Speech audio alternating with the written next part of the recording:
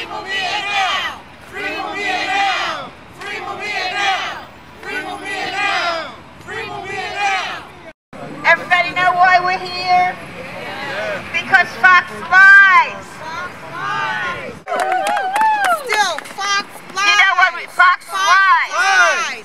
The Fraternal Order of Police announced that they were going to block the appointment of Obama's nominee as Assistant Attorney General.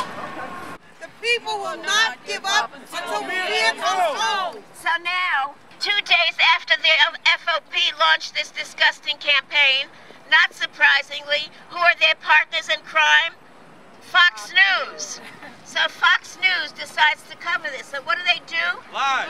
They lie.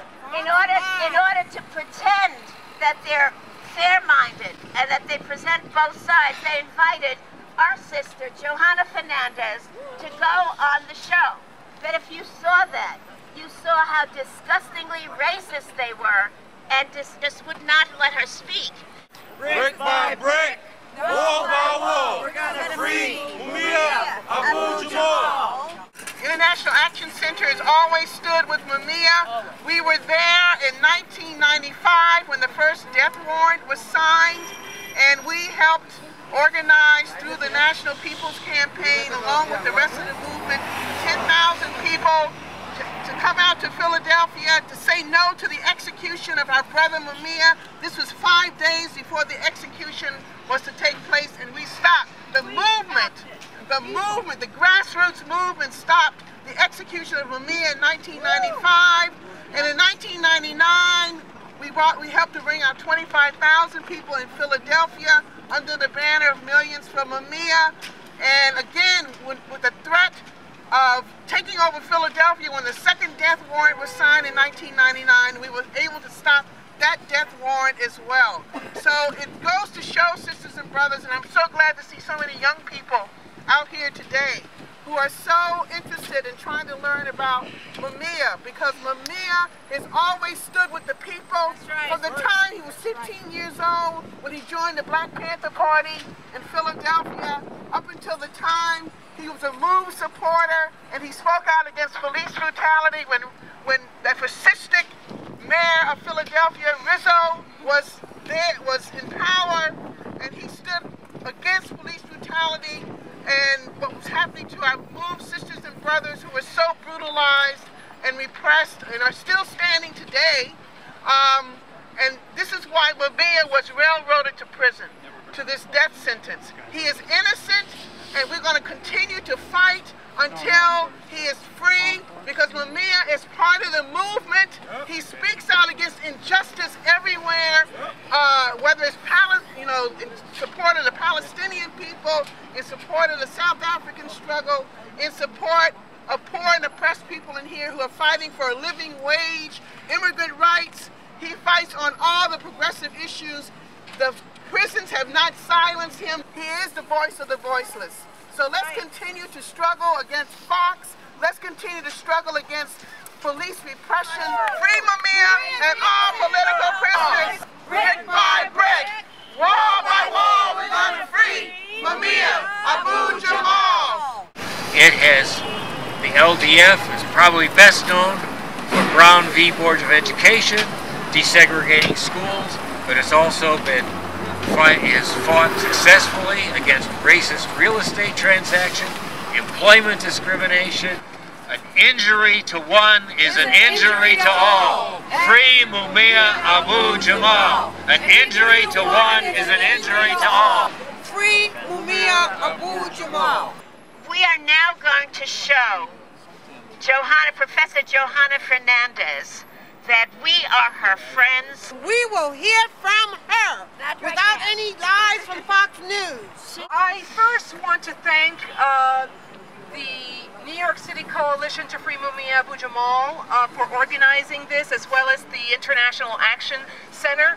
I think that this is an example of how we create democracy in American society. If they shut us down, we come out in the streets. And thank you for organizing this incredible show of people power in the city of New York. Fox Lies is on the side of the Fraternal Order of Police, a terrorist organization, and it's on the side of the 1%. And you should know that Pan Africa, one of the leaders, the major leader of this movement over the last 32 years, decided not to come here to the press conference, but rather to go to Washington, D.C., where the hearing was happening. And she found out that the other side was there and lobbying and saying lies.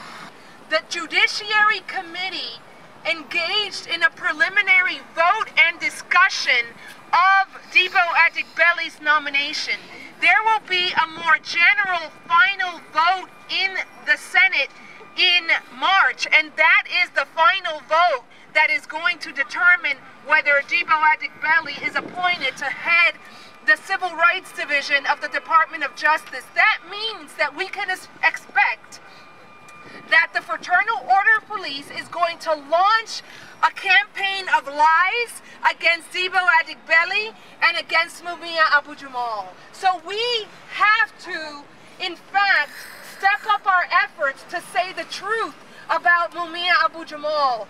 And I think it's important to note that the Department of Justice does not have a good record on the issue of justice for people who are killed by the Fraternal Order of Police in the streets of New York, in the streets of Philadelphia, in the streets of Camden, in the streets of Chicago. So whatever happens in the Department of Justice is going to happen because we force them to make good on their promise of democracy. But this is definitely an opening for us.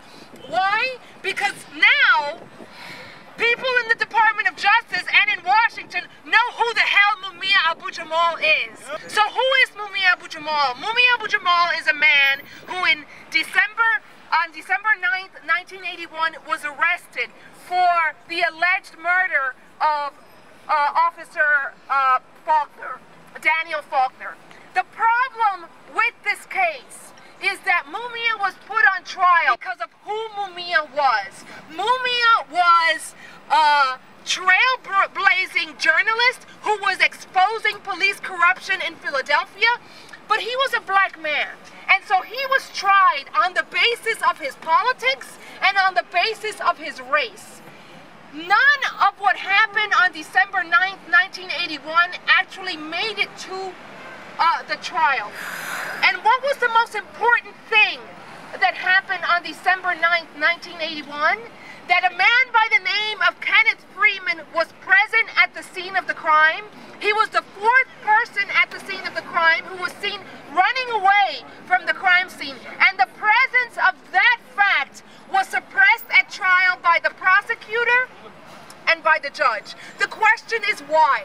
In fact, Kenneth Freeman was identified as the shooter twice. So why did the prosecution and the judge suppress that evidence? But also, why did the cops cook up the crime scene?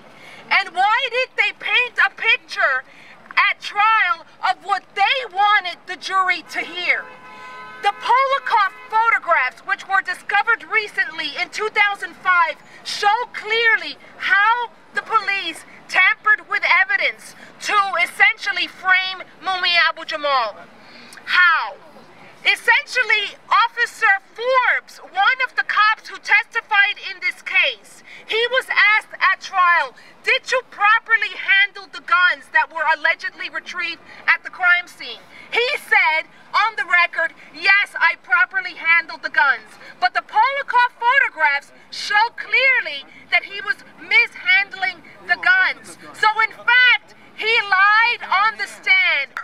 All of the witnesses that testified were witnesses that were identified by the police and that had something to gain from pointing a finger at Mumia Abu-Jamal.